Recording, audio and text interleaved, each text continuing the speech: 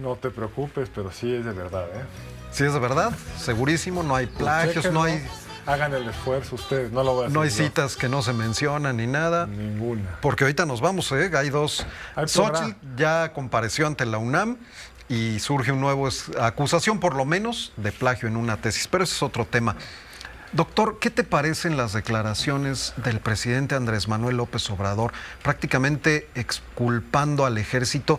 Y aquí la pregunta creo que sería muy directa. ¿Está el presidente tergiversando la historia a su conveniencia?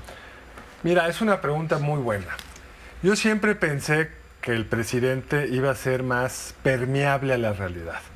Pensé que cuando cuando hubiera ganado y le explicaran las ventajas de Texcoco versus ser otra cosa, todos los expertos, incluido, nos dijo él, su secretario de Hacienda, su secretario de Comunicación y Transporte, le sugerían, sigue con Texcoco. No sé qué argumentos habrán dado, pero los argumentos eran obvios, es el único que incrementa realmente la oferta aeroportuaria de la Ciudad de México. Y así en otros temas. Pero no, ha sido bastante impermeable. Toda la evidencia te dice que no es ya momento de hacer una refinería, pues lo estábamos haciendo.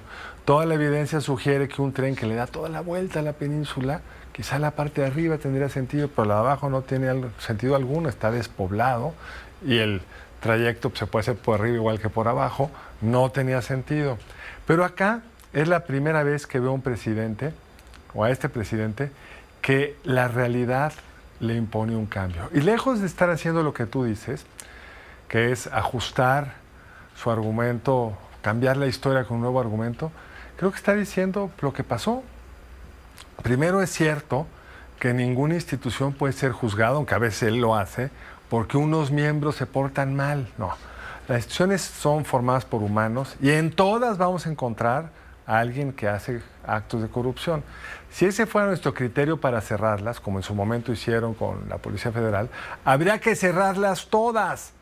Entonces, el presidente está siendo realista. Esta institución, que son las Fuerzas Armadas Mexicanas, algunos de sus elementos hicieron errores, hay que sancionarlos a ellos. Por supuesto, siempre está la pregunta de quién dio la orden y si ese debe ser o no sancionado, y eso no está resuelto, creo que adecuadamente. Pero ciertamente cuando se decía fue el Estado, estaban implicando que el presidente Peña Nieto había dado la orden. Claramente no funcionó así. De hecho, era un crimen originalmente local, donde el involucramiento central era de las policías locales, de la policía estatal, y sobraba evidencia de ello.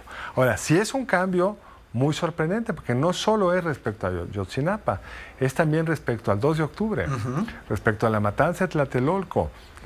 Y las dos son de alguna forma icónicas, centrales, mitos fundadores de la izquierda antipriista del 68 primero y después ya con Peña Nieto en el caso de Ayotzinapa.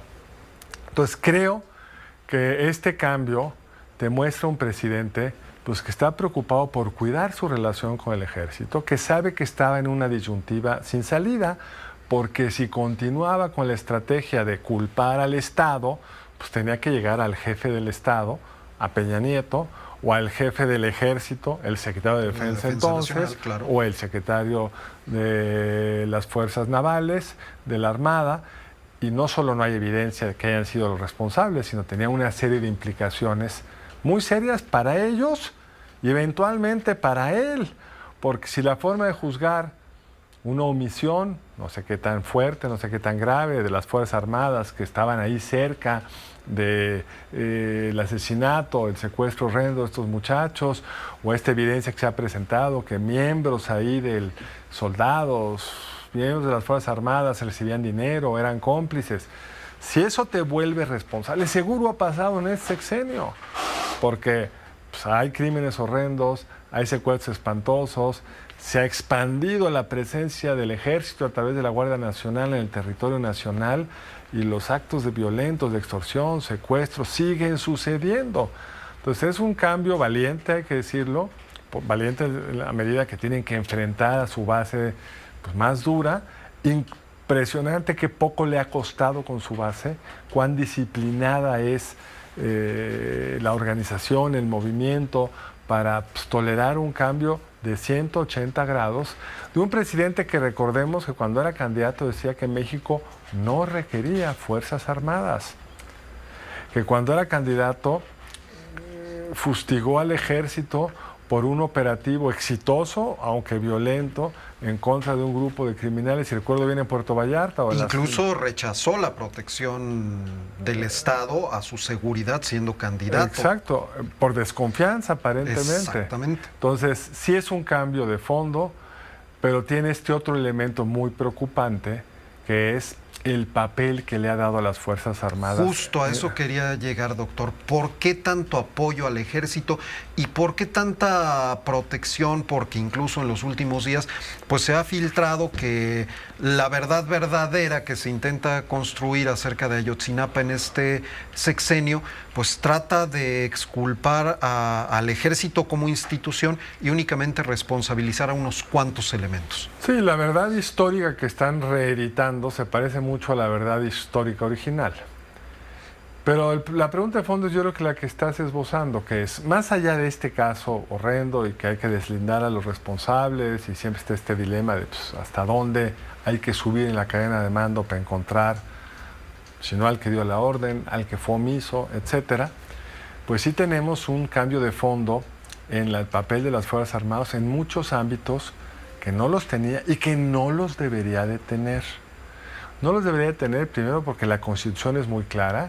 Las Fuerzas Armadas en tiempo de paz solo pueden estar involucrados en asuntos vinculados directamente con su función central, que es la seguridad nacional, la protección del territorio nacional frente a extranjeros. Y por supuesto, tienen toda esta función muy importante, el plan de N3, la protección de los mexicanos en caso de desastre natural, pero no administrar cosas, trenes, aeropuertos, aviones, que además de ser una mala asignación del presupuesto público, porque van a estar subsidiadas, porque no están debidamente planeadas, porque ni siquiera en el caso de Mexicana de Aviación, hoy se mencionaba, no tienen ni autorizaciones y ya andan vendiendo boletos. Sí. Está el tema de que los militares tienen un activo muy importante, que son las bayonetas. Hay que guardarlos en su lugar, tenerles el respeto y el reconocimiento que se merecen, pero no ponerlos a hacer otras actividades para los cuales, primero, no tienen el entrenamiento adecuado y segundo, es difícil supervisarlos porque tienen las bayonetas. Entonces yo creo que esto es un cambio, quizá la transformación más de fondo de esta administración, que quien llegue a la presidencia va a tener que reconsiderar con mucho cuidado cuáles son los costos e implicaciones de esta estrategia. Entiendo la lógica, por ejemplo, de darle las responsabilidades en las aduanas. Recordemos que el presidente trató, ¿cuántos directores tuvo en las aduanas? Bueno. Varios, y la presencia del crimen es horrendo y pues sí, entiendo que la tentación última es que pues, quien tiene más disciplina, más control, menos posibilidad de ser penetrado por el crimen es por supuesto el ejército o las Fuerzas Armadas en general. Pero entendiendo la motivación, si no es parte de un proceso temporal, mientras construyes las instituciones civiles competentes para ello, tiene implicaciones y riesgos muy importantes. Para concluir tu comentario, ¿este cambio que se da en el discurso del presidente es sorprendente, es preocupante o es ambos? ¿O es qué? ¿Ambos? Ambos.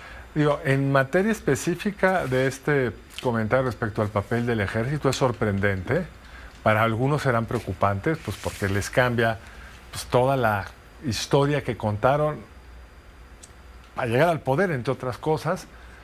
Pero creo que lo que es más preocupante es en general este papel ampliado que tienen las Fuerzas Armadas, que sospecho que incluso dentro de las Fuerzas Armadas debe de generar ciertas tensiones y que como país tendríamos que estar discutiendo con base en la experiencia internacional, en base con nuestra historia, cuál es el papel correcto que deben de tener en una república democrática como la nuestra las Fuerzas Armadas. Doctor, y lo recalco, Carlos Elizondo Mayer Serra, muchísimas gracias por tu comentario y participación de este Gracias a ti miércoles. por la entrevista y el tiempo. Muchísimas gracias. Por cierto, y hablando de